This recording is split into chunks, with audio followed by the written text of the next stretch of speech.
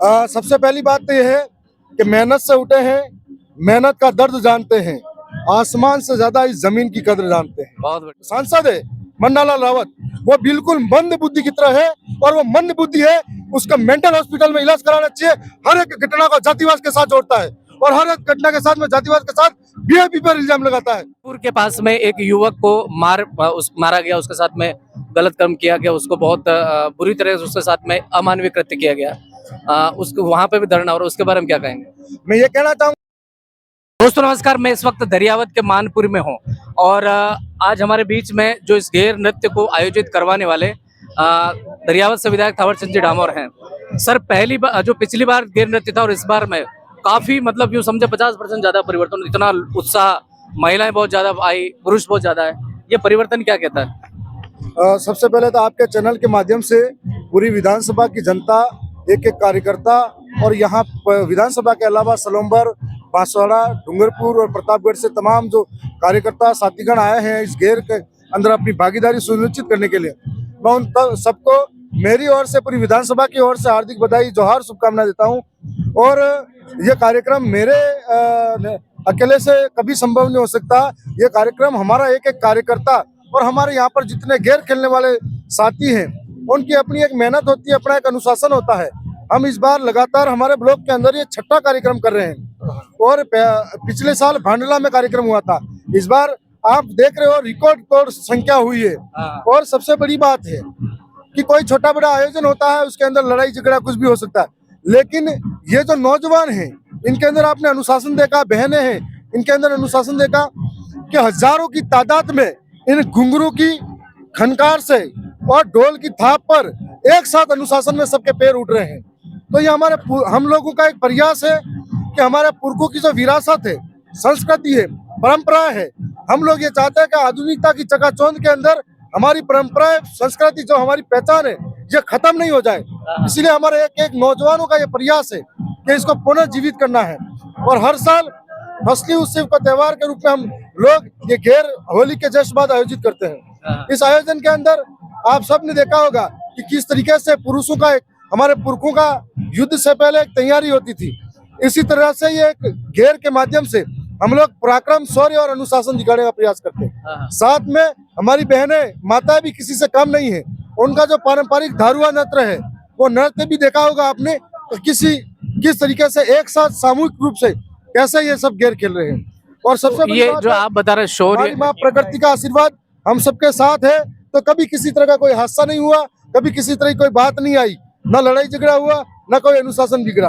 तो सबसे बड़ी बात है हमारी सामाजिक एकता है जो बढ़ने लगी है। एक तीर एक कमान, मैं वही कह रहा हूं। आदिवासी एक समान, इस नारे को समझने लगे। जोधपुर के पास में एक युवक को मारा गया, उसके साथ में गलत कर्म किया गया, उसको बहुत बुरी तरह से उसके साथ में अमानवीय कृत्य किया गया। उसको वहां पे भी धरना हो रहा है, उसके बारे में क्या कहेंगे? मैं ये कहना चाहूंगा है वो सारा आदिवासी एक दूसरे का सम्मान करें। हालांकि आज इस महाघेर के अंदर हर एक समाज के, हर एक वर्ग के लोग शामिल हुए, लेकिन सबका सम्मान है और सबने इस घेर को देखा।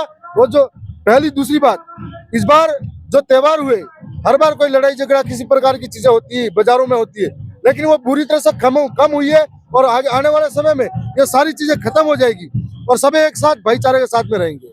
एक विधायक होकर के आप जाजम पे बैठे हैं, अभी जैसे नीचे बैठे हुए हैं, सबके साथ में खेल रहे हैं, एंजॉय कर रहे हैं और आपके साथ में पब्लिक भी, कैसा लगता है सब? सबसे पहली बात तो यह है कि मेहनत से उठे हैं, मेहनत का दर्द जानते हैं, आसमान से ज्यादा इस जमीन की कदर जानते हैं। बहुत बढ़िया, बहुत बढ़िया। और रही बात, मैं चुनाव जीतने से 13 महीने पहले किस जगह था, मैं उस बात को भूला नहीं हूँ। ये जितने भी नौजवान यहाँ खेल रहे हैं, उन सब की मेहनत से मैं जीता हूँ और मैं अकेला नहीं जीता, मेरे साथ में हर एक आदमी थावर चंद बनकर चुनाव जीता था। और आज उसी अंदाज में राजस्थान की सबसे बड़ी महापंचायत में जयपुर के अंदर भी मैं उनके लिए हक अधिकार की बात हो, चाहे इस इलाके की शिक्षा व्यवस्था की बात हो, स्वास्थ्य की बात हो, रोजगार की बात हो, सरकार के सामने भी उस मुखर आवाज के साथ अपनी बात को रखता हूँ। हम देखते हैं जिस तरह से आपने अभी बताया कि जो विधायक को सस्पेंड के बाद आप वहां पर विधानसभा में धरने पर भी बैठ गए, लेट भी गए और फिर वहां पर भी बिल्कुल ऐसी बेबाकी से आवाज उठाते हैं, ये हौसला कहाँ से आता है? मेरी जनता से मुझे हौसला मिलता है कि मेरे साथ में, मेरे पीछे जो कार्यकर्ता हैं, अगर मेरे जैसा किसान का बेटा एक गरीब परिवार से निकला हुआ, हम लोगों के लिए सपना देखना भी मुश्किल होता है कि हम विधायक की चुनाव लड़ेंगे और जीतेंगे। लेकिन मुझे ये जनता यहाँ से उठाकर वहां पहुंचा देती है। तब मुझे लगता है कि जब मेरे पीछे जनता इतनी ताकतवर है, जो लोकतंत्र को समझती है, वो वोट और मत को समझती है और मत की कीमत को समझती है, उस कीमत की वजह से मेरे अंदर वो हौसला है। मेरी जनता मेरी हौसला है, मेरी जनता ही मेरी यहाँ पर मेरी ताकत है, और उस ताकत की वजह से मैं वहाँ सदन के सामने सरकार से लड़ सकता हूँ। मुझे भरोसा है कि मेरे पीछे हजारों लोगों का प्रेम है, विश्वास है, और प्रेम विश्वास है, उसके दम पर सब कुछ कर सकते हैं। कहाँ तक जाने वाला ये कारवां?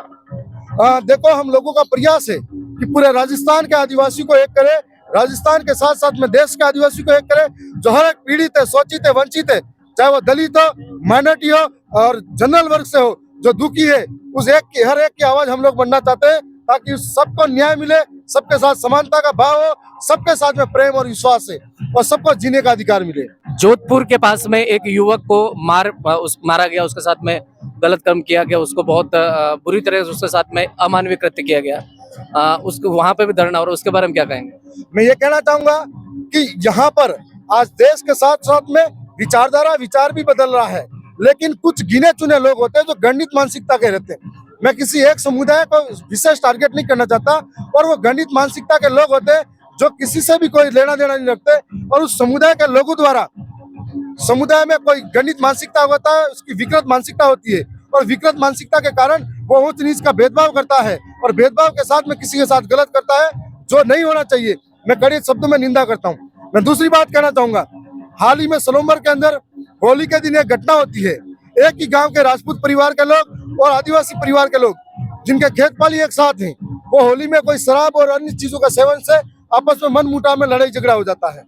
लड़ाई होने के बाद में मैंने सबसे पहले प्रशासन को यही कहा कि जैसे भी हो, दोनों पक्ष अपने हैं, दोनों परिवारों को साथ में जिंदगी में रहना है, तो ऐसा मत करो कि इनका मनमुटाव बढ़ता जाए, ऐसा करो ताकि वो फिर से साथ में बैठ सके आपसी प्रेम और भाईचारे से।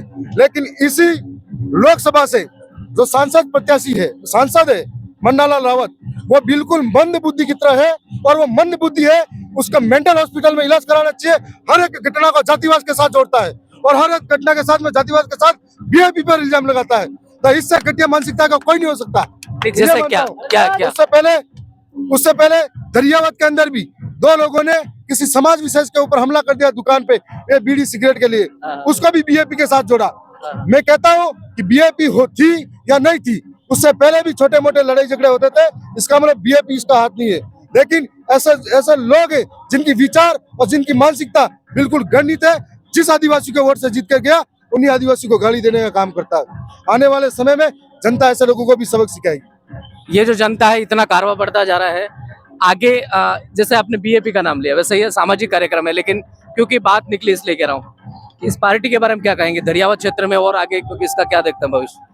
दरियावत क्षेत्र के अंदर मुझे जो जिम्मेदारी मिली है, मैं अपने पूरे होश हवास में और पूरी मेहनत से निभा रहा हूँ। मैं सरकार के सामने इस इलाके की स्थिति को मैं जो जमीन से जुड़ा हुआ हूँ, मैंने समस्या खुद नहीं देखी है, इसलिए उन समस्या को सदन में रखता हूँ। और उसके बाद में सरकार अगर भेदभाव करती है, तो हमारी जनता हमारे को देख रही है। जनता फैसला करेगी, जनता न्याय करेगी कि आने वाले समय में बीजेपी रहेगी या फिर सरकार जो अपने हथकंडे अपना रही है, तो उसको साथ में उखाड़ फेंकना है कि नहीं फेंकना है। और जनता सब समझदार है, हर एक नौजवान समझदार है। जब दोनों राष्ट्रीय दलों को हराकर मुझे जिता के भेज सकती है, अपने मत से फैसला कर सकती है, इसका मतलब वो एक एक बात को समझ रही है, एक एक बात को देख रही है। आने वाले पंचायती राज चुनावों के अंदर भी ये सब देखेगी, और एक एक अपने निर्णय वो स्वयं करेंगे। एक एक कार्यकर्ता करेगा, और एक एक कार्यकर्ता चुनाव नहीं, एक एक कार्यकर्ता लड़ेगा। और आज जैसा कि सामाजिक कार्यक्रम है, इस सामाजिक कार्यक्रम में हर एक विचार और हर एक विचारधारा, हर एक दल को यह निमंत्रण दिया है। सभी का पुनः स्वागत है। क्या कहना चाहेंगे आपके जितने भी व्यूवर्स है, हमारे चैनल के व्यूवर्स, सबको क्या कहेंगे? मैं यही कहूंगा, लोकतंत्र के अंदर जो मीडिया है चौथा स्तंभ है, और जो मीडिया सच्चाई को प्रमोट करता है, तो हमें उनका साथ देना चाहिए। जो मीडिया सच्चाई के साथ में गरीबों का, शोषित और वंचित की आवाज उठाती है, तो गरीब, शोषित, वंचित की आवाज उठाने वाली मीडिया को आप लोग हमेशा देखें और हमेशा उसका साथ रहे। धन्यवाद, आपके चैनल को जोहार। बहुत बहुत धन्यवाद विधायक महोदय। ये थे हमारे बीच में दरियावत से विधायक थावरचंद जी डामोर, और ये इनके साथ में ये जमीन पर बैठ करके हमारे साथ में इंटरव्यू ले रहे थे। ये काफी इनके प्रशंसक है, और ये सभी इनके साथ में जहाँ पे जा रहा है आप देख सकते हैं, सब इनके साथ में चलते हैं और इन्हीं के साथ में नाचते हैं। और जैसा आदिवासी कल्चर, जैसा इन्होंने कहा कि जिस तरह से युवा वापस इस संस्कृति को अपनाने लगे, जिस तरह से इसमें समाने लगे, रमने लगे हैं, उसी के साथ विधायक महोदय भी इनके साथ में रहते हैं। मैं हूं सज्जन कटार, हमारे चैनल पर नए चैनल को सब्सक्राइब जरूर करें। बहुत बहुत धन्यवाद।